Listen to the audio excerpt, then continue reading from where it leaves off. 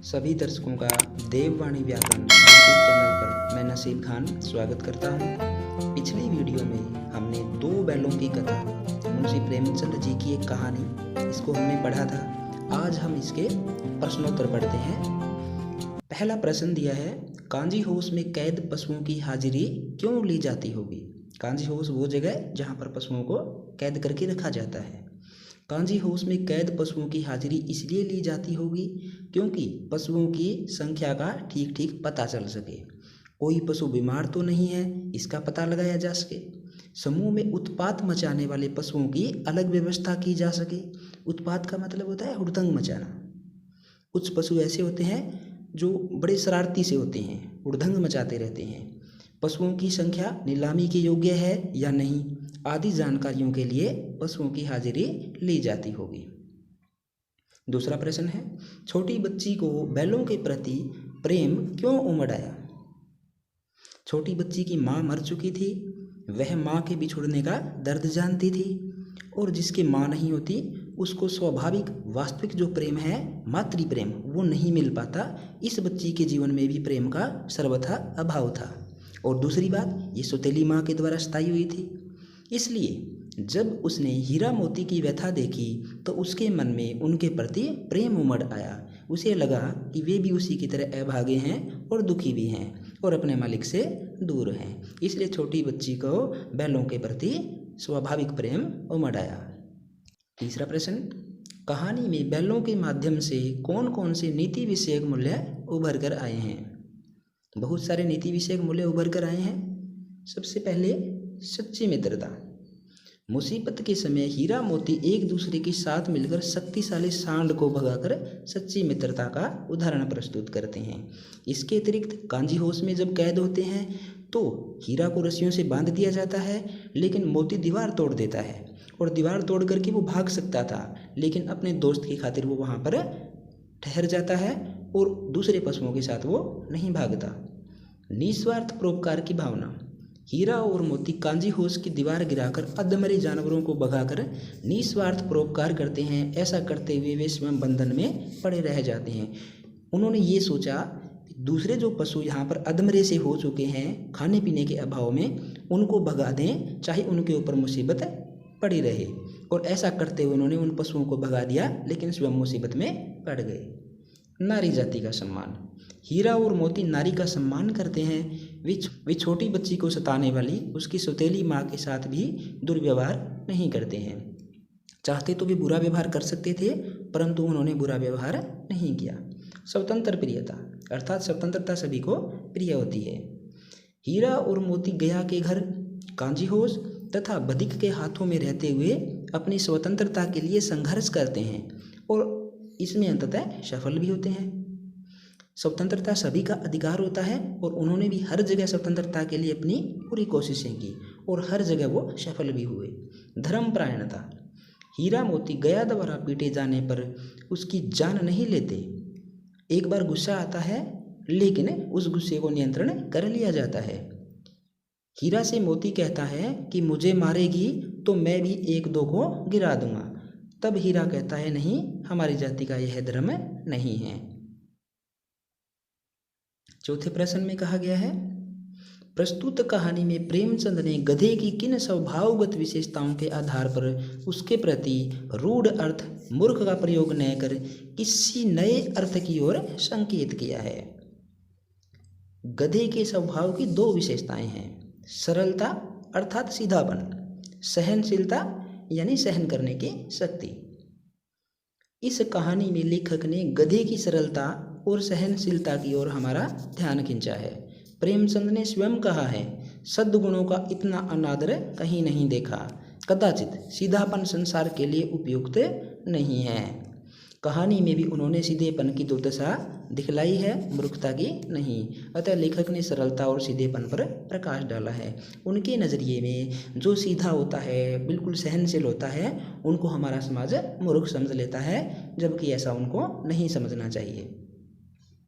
प्रश्न 5, किन घटनाओं से पता चलता है कि हीरा और मोती में गहरी दोस्ती थी।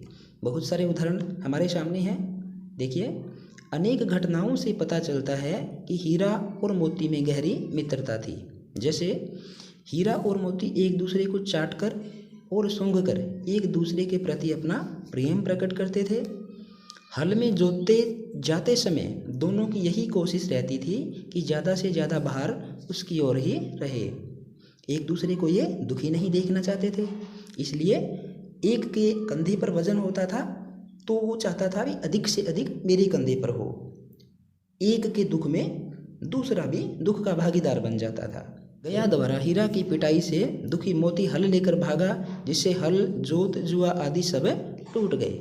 सांड द्वारा एक पर आक्रमण करते ही दूसरा सांड के पेट में सींग घुसेड़ देता है। इस प्रकार दोनों की जान बची तथा सांड को भी भागना पड़ा। दोनों की मिलीजुली कोशिश थी, जिसकी वजह से वो सांड वहाँ से भाग गया। मटर खाते समय मोती के पकड़े जाने पर हीरा भी वापस आ गया। हालांकि हीरा वहाँ से भाग सकता था, परंतु वह नहीं भागा। दोनों ही कांजी होश में बंदी बनाई गई। कांजी होश की दीवार गिराते समय हीरा को मोटी रस्सियों में बांध दिया गया। मोती चाहता तो अन्य पशुओं के साथ वह भी भाग जाता, पर वह हीरा का साथ देने के लिए और उसकी दोस्ती के लिए वहीं पर रुक गया। तो इस प्रकार से अनेक उदाहरण हमारे सामने आए, जिनसे हीरा और मोती की गहरी दोस्ती के बारे में हमें पता चलता है। लेकिन औरत जात पर सींग चलाना मना है, यह भूल जाते हो। हीरा के इस कथन के माध्यम से स्त्री के प्रति प्रेमचंद के दृष्टिकोण को स्पष्ट कीजिए। प्रेमचंद के मन में नारी जाति के प्रति सम्मान की भावना थी।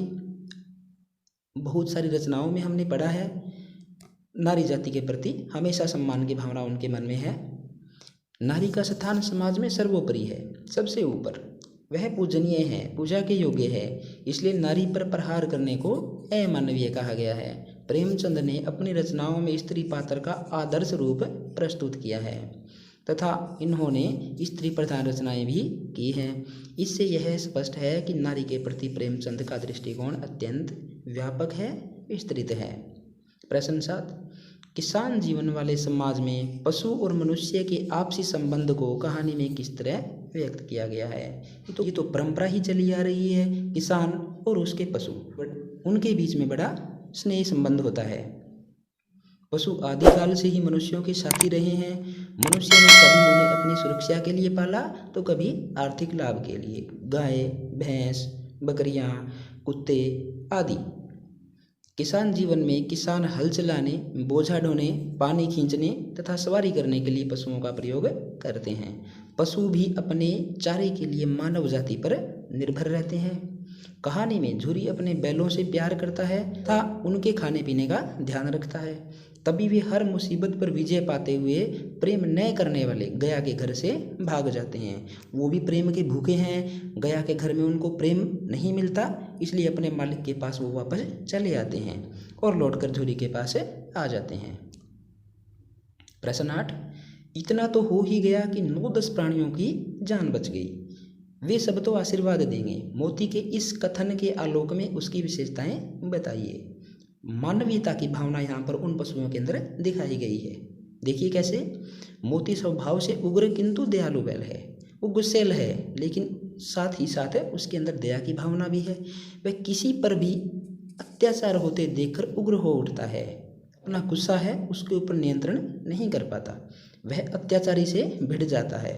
जो दुख देने वाला है उसके सामने आ जाता है, वो उससे सीधी टक्कर ले लेता है। कांजी होश में भी उसने कैद पशुओं पर दया करके बाड़े की दीवार तोड़ डाली और उन्हें आज़ाद कर दिया।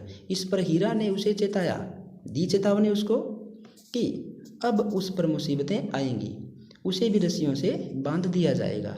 तब मोती ने गर्व से कहा, ऐसा बंधन मुझे स्वीकार है, कम से कम मेरे बंधने से यह तो हुआ कि 9-10 जानवरों की जानें बच गई।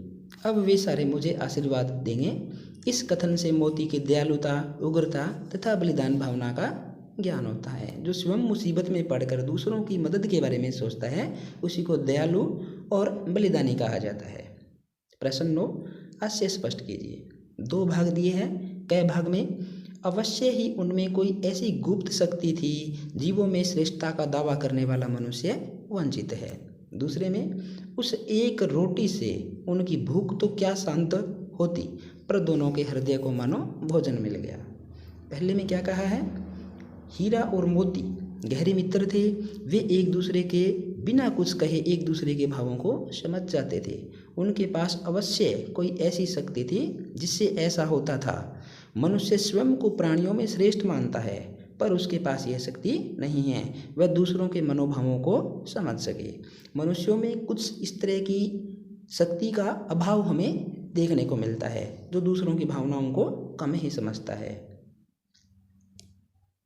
जब छोटी लड़की उन दोनों बैलों को 2 रोटियां खिलाती है तो उनके मन में किस तरह की भावना आती है और उसको किस तरह से लेखक ने अभिव्यक्त किया। देखिए, गया के घर हीरा मोती को काम तो बहुत करना पड़ता था, पर उन्हें खाने में सूखा भूसा ही दिया जाता था। बैलों पर यह अत्याचार देख उसी घर की छोटी सी लड़की रात में उनको एक एक रोटी दे जाती थी। यद्यपि इससे हीरा मोती की भूख कम नहीं होती थी, तथापि फिर भी उस बच्ची का प्रेम और त्याग उनमें एक उत्साह तथा शक्ति का संचार कर देता था। उसी से उनका पेट भर जाता था। प्यार से, प्रेम से खिलाया गया एक एक कतरा भी मानसिकता को संतुष्ट करने वाला होता है। उन दोनों बैलों के साथ भी यही हुआ। प्रश्न 11, हीरा और मोती ने शोषण के खिलाफ आवाज उठाई, लेकिन उसके लिए प्रताड़ना भी सही। हीरा मोती की इस प्रतिक्रिया पर तर्क सहित अपने विचार प्रकट करें। हीरा और मोती को गया के घर से कांजी होश तक शोषण का शिकार होना पड़ता है। हर जगह उनको मार पड़ती है, डांट पड़ती है।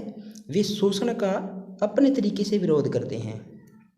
इसके परिणाम स्वरूप वे दोनों पीटे जाते हैं तथा अंततः कांजी होश में बंद कर दिए जाते हैं। इस पर मेरा विचार है कि शोषण का विरोध करके उन्होंने बिल्कुल ठीक किया, क्योंकि शोषण को एक हद तक सहन किया जाता है। जब वो हद से बाहर हो जाता है तो हमें उनका और उस शोषण का हमें सामना करना पड़ता है। शोषण का विरोध करते हुए इतना दुख तो उठाना पड़ता ही है। शोषित रहकर घुट घुट कर जीने तथा हर सांस के लिए दूसरे पर आश्रित रहने से अच्छा उनका विरोध है। इससे शोषक अपनी मनमर्जी नहीं कर पाता है। शोषण करने वाला व्यक्ति भी सोचने पर मजबूर हो जाता है। अंतिम प्रश्न है, क्या आपको लगता है कि यह कहानी आज़ादी की लड़ाई की ओर भी संकेत करती है? बिल्कुल करती है। कैसे? 2 बैलों की कहानी अप्रत्यक्ष रूप से आज़ादी के आंदोलन से जुड़ी है। हालांकि बैलों को माध्यम बनाया गया है, परंतु आज़ादी की ओर भी इस कहानी का इशारा है। प्रकट रूप में यह कहानी 2 बैलों से संबंधित है, लेकिन प्रतीक रूप में यह आज़ादी के आंदोलन की कहानी है। प्रतीक रूप अर्थात लक्षणा शक्ति। दोनों बैल संवेदनशील और क्रांतिकारी भारतीय हैं। ये उन क्रांतिकारियों की तरह दिखाए गए हैं जिन्होंने भारत की आज़ादी के लिए लड़ाई लड़ी। ये अपने देश अर्थात झुरी के घर से बहुत प्रेम करते हैं। उन्हें अपने देश की तुलना में अन्य कोई देश पसंद नहीं है। गया उनको लेकर के जाता है अपने घर, तो उनको वहाँ पर सहज महसूस नहीं होता। दूसरे देश में रहना उन्हें बंधन जैसा जान पड़ता है। इसलिए वे सब देश के लिए संघर्ष करते हैं। संघर्ष करते करते उन्हें अनेक मुसीबतों का सामना करना पड़ता है। वे हर मुसीबत में संगठित होकर लड़ते हैं। दोनों एक दूसरे का भरपूर साथ देते हैं हर मौके पर, इसलिए हर बाधा पर विजय पा लेते हैं। अंत में वे काल कोठरी में कैद कर दिए जाते हैं। उन्हें भूखा प्यासा रखा जाता है ताकि उनकी क्रांतिकारी भावना नष्ट हो जाए, परंतु वहाँ भी वे अन्य कैदियों के कल्याण के लिए संघर्ष करते हैं। जैसा कि हमने पढ़ा, वो दूसरे जानवरों को दीवार गिरा करके भगा देते हैं, लेकिन स्वयं मुसीबत में पड़ जाते हैं, जिसकी उन्हें कोई चिंता नहीं है। अंत में उन्हें सूली पर चढ़ाने का आदेश आता है। संयोग से उन्हें अपना देश पुनः प्राप्त हो जाता है। इस प्रकार यह कहानी संकेत में स्वतंत्रता संग्राम की कथा कहती है। जिस प्रकार से हमारे क्रांतिकारी वीरों ने हमारे लिए जो लड़ाइयाँ लड़ी, उसी तरह से हीरा और मोती को यहाँ पर माध्यम बना करके उनकी ओर संकेत किया गया है।